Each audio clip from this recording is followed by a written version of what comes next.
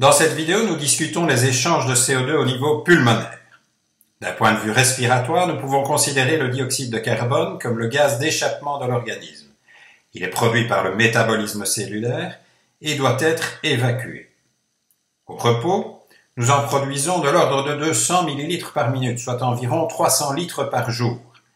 Cette quantité augmentant avec l'intensité du métabolisme. Le système respiratoire est chargé d'évacuer le CO2 de l'organisme avec le système rénal. Par rapport au système rénal, le système respiratoire est capable d'éliminer une quantité importante de CO2 en un temps plus court, le système rénal ne permettant qu'une élimination plus lente. L'élimination du CO2 est importante car son accumulation dans le sang influence le pH de celui-ci dans le sens d'une acidification, comme le montre l'expression du pH en fonction de l'équation d'Henderson-Hasselbalch. Ainsi, si la PCO2 du sang augmente, le pH diminue et une acidose peut apparaître. Quantifier la quantité de CO2 éliminée par l'organisme, on appelle la VCO2 exprimée en millilitres par minute, est relativement aisé si nous considérons le CO2 absent de l'air ambiant. On peut en effet dire que VCO2 est le produit de la ventilation alvéolaire et de la fraction alvéolaire en CO2, mais aussi que le VCO2 est le produit de la ventilation minute et de la fraction de CO2 dans l'air expiré. Je peux donc calculer la VCO2 en mesurant la ventilation minute et en recueillant l'air expiré, tout en y mesurant la fraction de CO2. Comme déjà signalé, à tout moment, je peux considérer que la pression alvéolaire et la pression artérielle partielle en CO2 sont identiques. Pour comprendre les déterminants de la P petit a CO2, repartons de l'équation énonçant que la production de CO2, VCO2, est le produit de la ventilation alvéolaire et de la fraction alvéolaire en CO2. Nous savons que la pression alvéolaire en CO2 est le produit de la fraction alvéolaire en CO2 et de la pression atmosphérique, dont je dois ici soustraire la pression de vapeur d'eau. Car dans le compartiment alvéolaire, je ne suis pas en condition STPD, d'air sec donc, mais bien en condition saturée en vapeur d'eau. Et la pression de vapeur d'eau à température corporelle vaut 47 mm de mercure.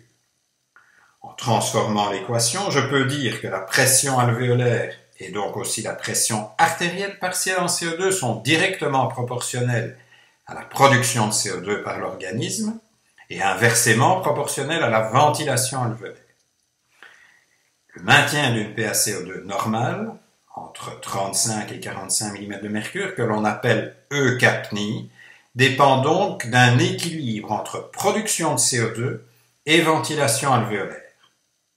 Lorsque la production de CO2 augmente sans adaptation de la ventilation alvéolaire, la P petit a CO2 augmentera, on parlera d'hypercapnie, qui disparaîtra si la ventilation alvéolaire augmente en proportion de l'augmentation de la VCO2.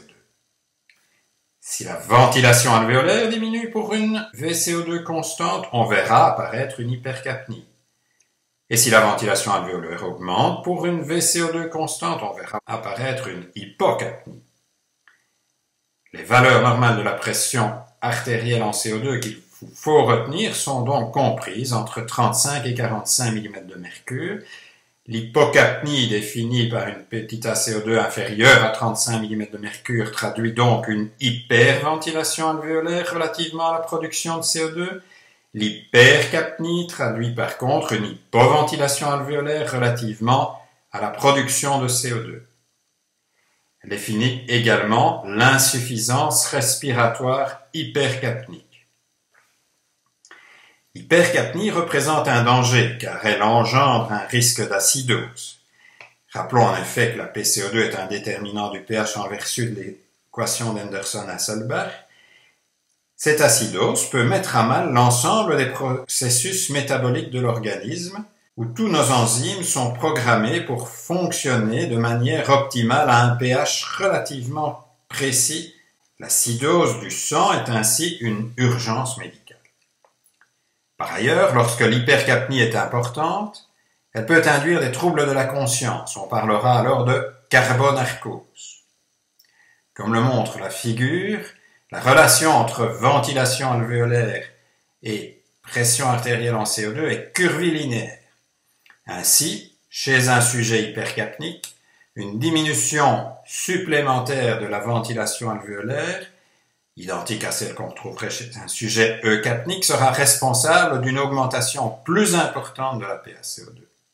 De la même manière, une augmentation de la production de CO2 à ventilation alvéolaire constante sera également accompagnée d'une augmentation plus importante de la PaCO2 s'il existe préalablement une hypercapnie.